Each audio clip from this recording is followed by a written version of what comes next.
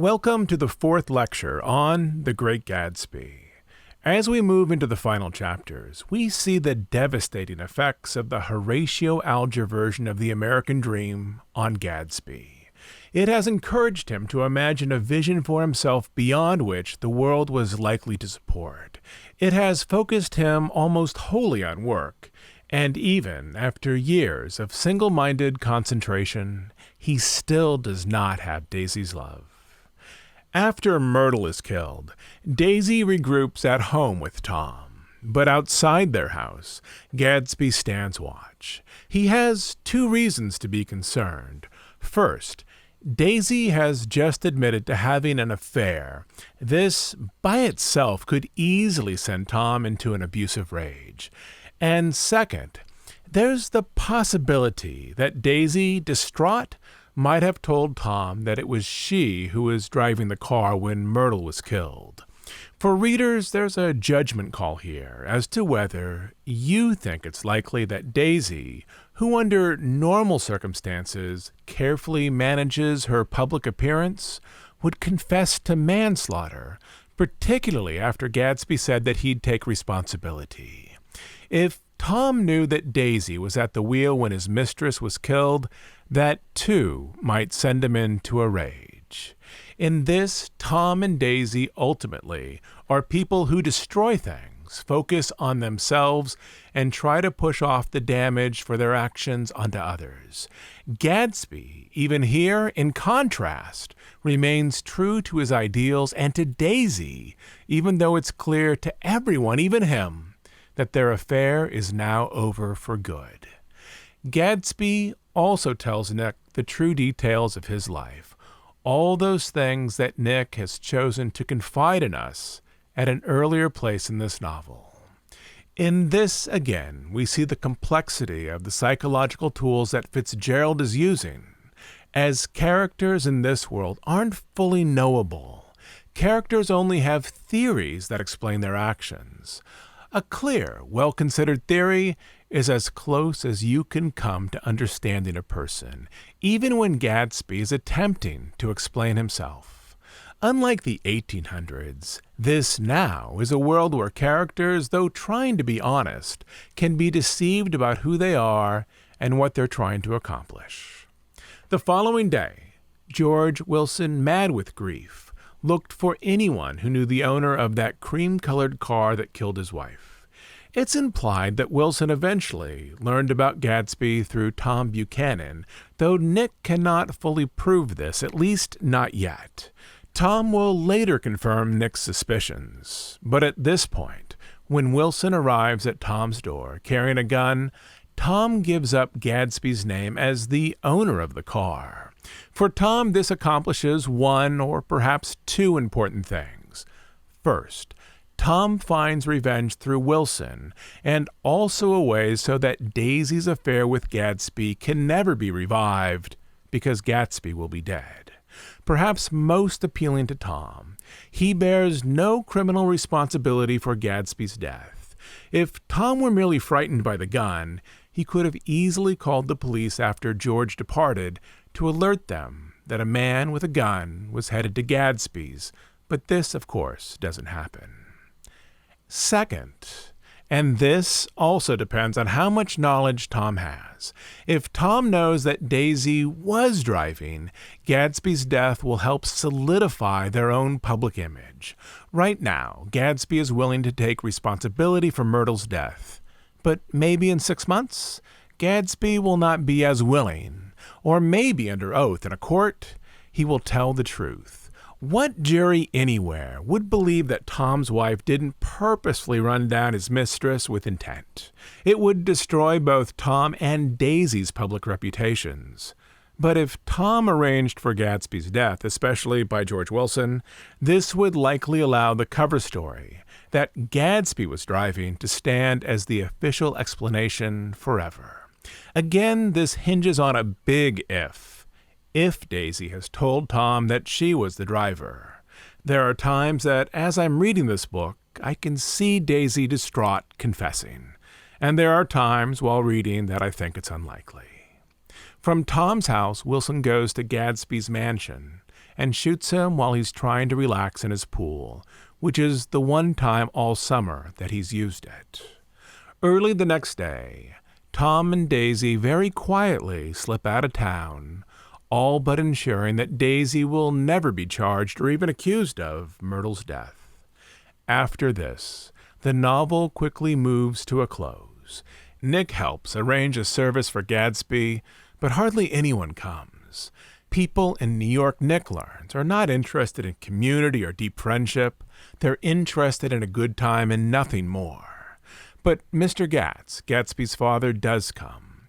He shows Nick a book that Gatsby kept as a boy, filled with a handwritten list for self-improvement. Save money, read books, study inventions, directions for future success that have been cribbed wholesale from the works of Horatio Alger. Nick then moves back home in the hope that the Midwest will offer him a society more firmly starched with ethics. While there, he comes across Tom, who admits that Wilson did see him shortly before he made his way, riddled with grief, to Gatsby's house to kill the person he believed had run over his wife. In the final pages of the novel, Nick thinks back to the last days he was in New York and attempts to put together a larger personal meaning of his experience, how he now sees America, and how the myth of the American dream damages us, even though we like to think of it as a beautiful aspect of our culture. You, of course, are free to disagree with Nick, but here is how he views the American dream as the novel comes to a close, as he considers what this experience means to him. I am a few paragraphs from the end of the story. Most of the big shore places were closed now, and there was hardly any lights except the shadowy moving glow of a ferry boat across the sound. And as the moon rose higher, the inessential houses began to melt away until gradually I became aware of the old island here that flowered once for Dutch sailors' eyes. A fresh green breast of the New World. Let me pause there for a second. And so, what is Nick saying here? He's saying that hundreds of years ago, the dream was the same as it is today. Who left Europe to come over to America? It was the people who were animated by the dream of striving. And these early Dutch settlers, the first European inhabitants of this part of New York, came over and saw this fresh green breast of the New World, and must have thought that all of their dreams of transformation, those people they wanted to become, that those things somehow rested on this continent.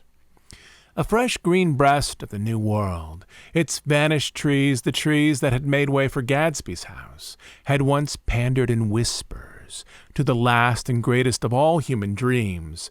For a transitory enchanted moment, man must have held his breath in the presence of this continent, compelled into an aesthetic contemplation he neither understood nor desired, face to face for the last time in history with something commensurate to his capacity for wonder.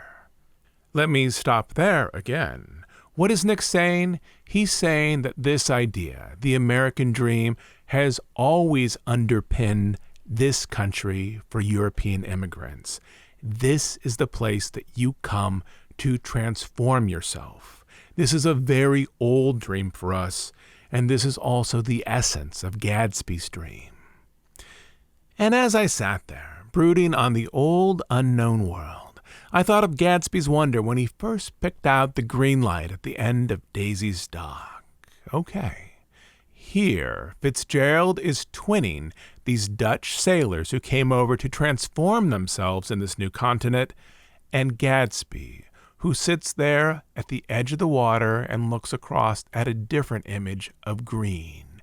Gatsby, too, had this idea that he could transform himself, he could remake himself in an image that he invented, and he must have been so close, just across the water from what he wanted to accomplish. And as I sat there, brooding on the old unknown world, I thought of Gatsby's wonder when he first picked out the green light at the end of Daisy's dock. He had come a long way to this blue lawn, and his dream must have seemed so close that he could hardly fail to grasp it. He did not know it was already behind him, somewhere back in that vast obscurity, beyond the city where the dark fields of the Republic rolled on under the night. And what is Nick saying here? Well, he's saying that what happened to those early Dutch immigrants? Did they get their wild dreams of transformation? Did they find the wealth and standing that they wanted? Well, no. And if you look over the history of American literature, you see the same lesson repeated over and over again. Does it happen in Rip Van Winkle? No. Does it happen for Bartleby? No, it doesn't. It doesn't happen over and over.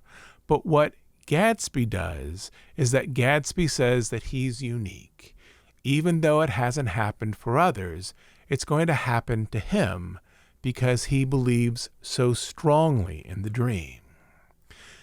Gatsby believed in the green light, the orgastic future that year by year recedes before us.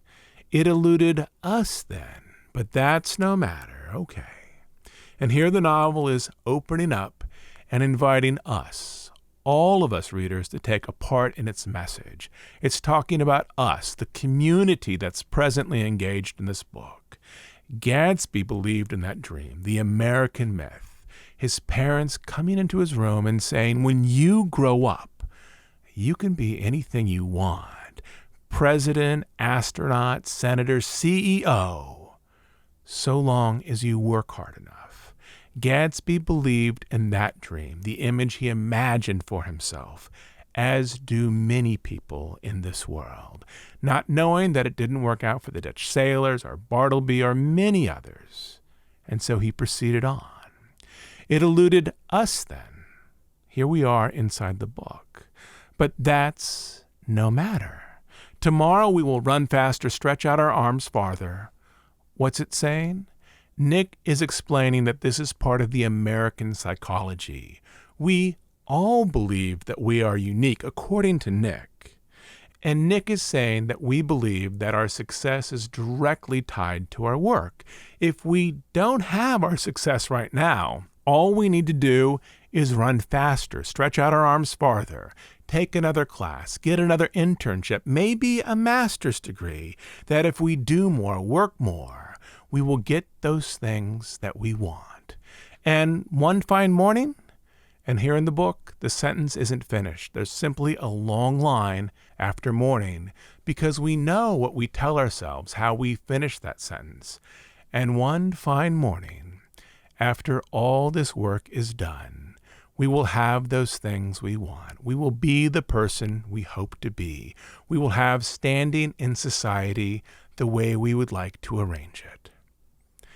And so we beat on, boats against the current.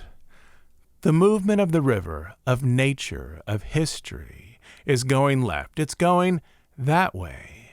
But because we've been infected by the American dream, because we want to strive to have those things that are beyond our reach, we are in our boats with our oars going as fast as we can, trying to move upriver against the current, against the lessons of history. And so we beat on, boats against the current, borne back ceaselessly into the past. And so Nick is saying here that because we've believed in the myth of the American dream, we are going to repeat these mistakes over and over and over again. We are borne back ceaselessly forever into the past to repeat the mistakes of Gatsby and Bartleby and many, many others. You are free to disagree with Nick, but these are his lessons that he takes away from the experience of being in New York during the summer of 1922 in The Great Gatsby.